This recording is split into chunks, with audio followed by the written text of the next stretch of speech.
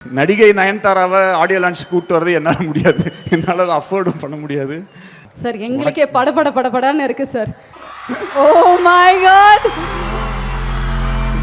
here we have our one and only ladies.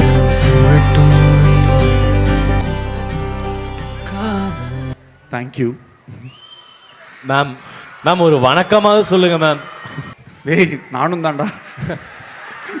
Okay, we all love you.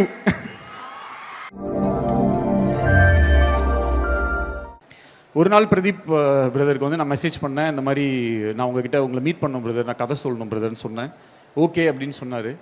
அப்போ போயிட்டு நான் சொல்லும்போது அவருக்கு வந்து ஸ்கிரிப்ட் ரொம்ப பிடிச்சிருந்துச்சு. அதில் வந்து எண்ணி 2வது நாள் சொல்லிட்டாரு. அதுக்கப்புறம் ஓகே அப்படின்னு சொல்லிட்டு ஆரம்பிச்சிட்டோம். அப்போ ப்ரொடியூசர்ஸ் இந்த மாதிரி விஷயங்கள்லாம் செட் ஆகலை. அப்போது ஒரு இப்போ பர்டிகுலர் ப்ரொடக்ஷனில் பேசியிருந்தோம். அங்கே வந்து பயங்கரமான பட்ஜெட், பெரிய பட்ஜெட் சொல்லி என்னடா டிலே ஆகிட்டே போகுது. ஏன்னா ஆல்ரெடி அந்த ஃபிலிம் வேறு நடக்கலை, என்னடா இது அப்படின்னு சொல்லி எனக்கு ரொம்ப கஷ்டமாயிடுச்சு. அதுக்கப்புறம் அங்கேருந்து மூவ் பண்ணி எப்படியோ கொண்டாந்து அவரை வந்து எப்படியோ கன்வின்ஸ் பண்ணி இது பண்ணும்போது நேராக ஒரு நாள் என்ன ஆயிடுச்சுன்னா, இந்த படம் நடக்குமா நடக்காதான்னு ஆகும்போது வேற ஒரு ஃபிலிம் இப்படிலாம் சில விஷயங்கள் வந்துச்சு. ஆனால் எனக்காக அவருக்கு வந்து அந்த டைமில் ஒரு மிகப்பெரிய ஆப்பர்ச்சுனிட்டி கிடைச்சது டு டிரெக்ட் அ ஃபிலிம். அவ்வளோ ஆப்பர்ச்சுனிட்டிஸ் கிடைச்சும் அவர் கொடுத்த அந்த ஒரு வேர்டுக்காகவும் எனக்காகவும் ஒரு ரொம்ப இந்த ஒரு டஃப் சுச்சுவேஷனில் நீங்கள் நின்னதுக்காக life time I am grateful to you Pradeep and I love you. அதோடு நிறுத்தாமல் நீங்கள் இந்த படத்தில் நடித்த விதம், அதில் ஒரே ஒரு விஷயம் வந்து என்னென்னா, அந்த நம்ம டெல்லியில் நாங்கள் ஷூட் பண்ணிகிட்டு இருந்தோம், இன்டர்வல் சீக்வன்ஸ் எடுத்துகிட்டு இருக்கோம்.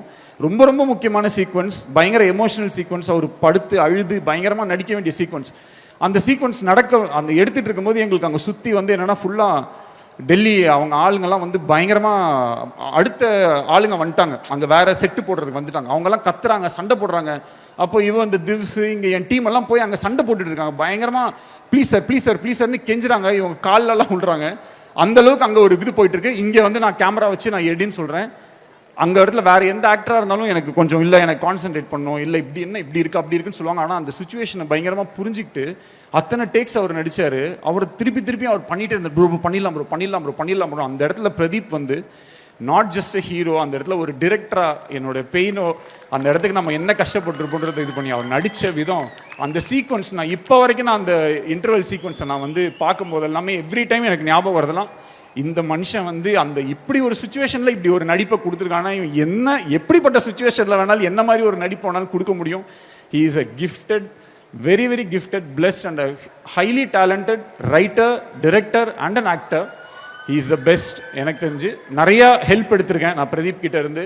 என்ன நான் நிறைய லேர்ன் பண்ணியிருக்கேன், என்னை நிறைய ரிஃபைன் பண்ணியிருக்கேன். எனக்குன்னு நான் ஒரு ஜோனில் இருப்பேன். பல்ஸில் வந்து பிரதீப் இஸ் இன் பல்ஸ். நான் மேபி கொஞ்சம் அங்கங்கே எனக்கு கொஞ்சம் சில விஷயங்கள் நான் வந்து எக்ஸ்பெரிமெண்டல் இந்த மோர் ஆஃப் இது வரலையா அப்போ இது நம்ம பண்ணுவோம் அப்படின்ற ஒரு ஏரியாக்குள்ளே நான் போயிடுவேன். ஸோ இதெல்லாம் வச்சு ஓவராலாக இந்த படத்தை அவர் வச்சு எடுத்தது மிகப்பெரிய சந்தோஷம். அண்ட்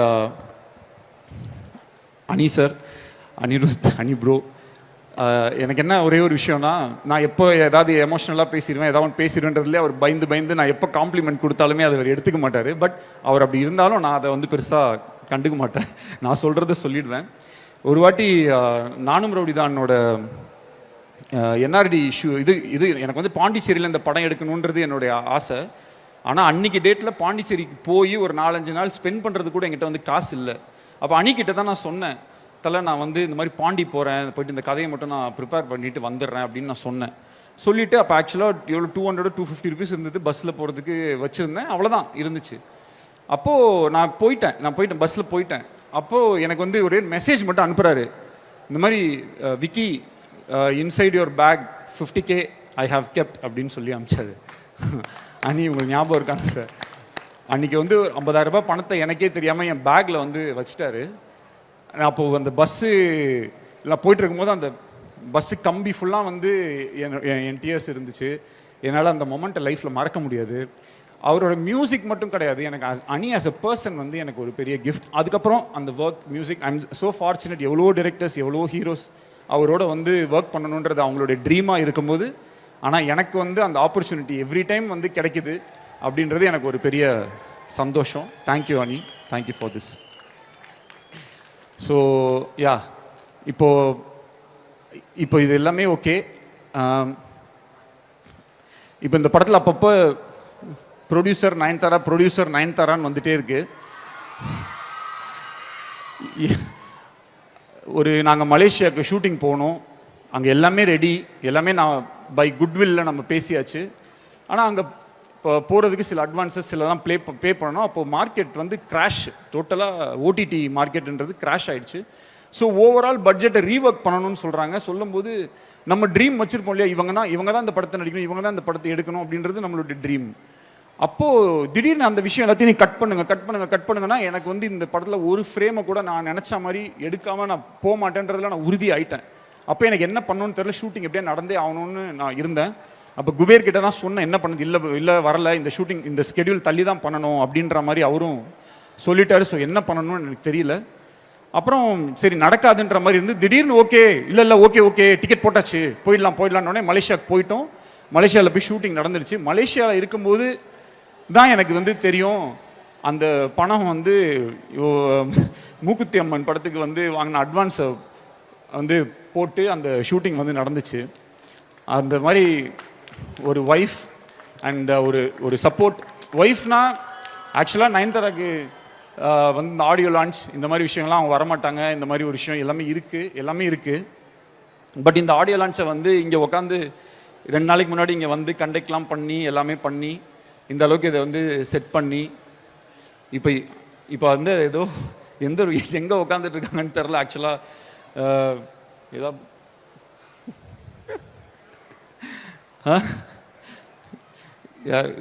இது பண்ண முடியுமா? ஏன்னா இங்கே தான் இருக்காங்க.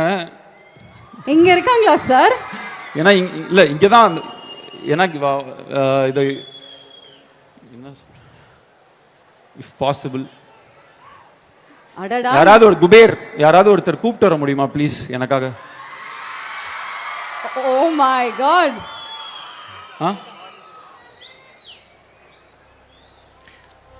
ஒரு ஒய்ஃபா ஒரு ப்ரொடியூசரா நடிகை நயன்தாராவை ஆடியோ லான்ச் கூப்பிட்டு வரது என்னால் முடியாது, என்னால் அதை அஃபோர்டும் பண்ண முடியாது. பட் ஐ டோன்ட் நோ இதுக்கு நான் என்ன சொல்லணுன்றது எனக்கு தெரியாது. சார் எங்களுக்கே படபடன்னு இருக்கு சார். நோ இல்லை எஸ்கேப் ஆகிருக்காங்களான்னு தெரில. சம்டைம்ஸ் ஸ்டார்ட் ஆனதுக்கப்புறம் கிளம்பி ஏதாவது ஒன்று பண்ணுவா. இதுக்கு என்ன பண்ண போகிறாங்கன்னு தெரில. Oh my God! Here we have our one and only lady superstar Nayanthara ma'am.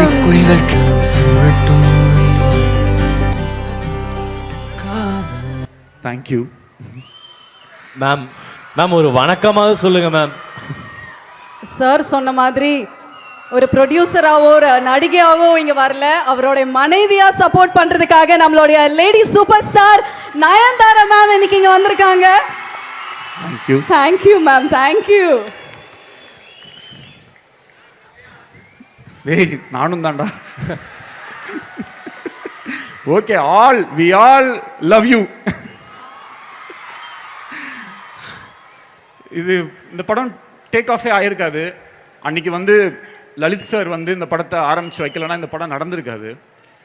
அப்படியே டிசம்பர் மாதம் நான் ஷூட்டிங் பண்ணேன். பிப்ரவரி மாதம் டிராகன் படம் ஷூட்டிங் நடந்துச்சு. அப்படியே அந்த டிசம்பரில் மட்டும் இந்த ஷூட்டிங் நடக்கலைன்னா கன்ஃபார்மாக இந்த ஃபிலிம் நடந்திருக்காது. இப்போ வரைக்கும் நான் சும்மா தான் இருந்திருப்பேன். அன்னைக்கு வந்து அந்த சார் எக்ஸ்ட்ரீம்லி சாரி, 2 பேர் உங்களுக்காக ரொம்ப நேரமாக வெயிட் பண்ணிட்டு இருக்காங்க. 2 பேர் அவங்க வந்துருவாங்க. ஒரே நிமிஷம் அப்படியே இருங்க, ஹோல்ட் பண்ணுங்க. இங்கே கூப்பிட்டு வந்துட்டாங்களோன்னு நினச்சி பயந்து. தேங்க்யூ.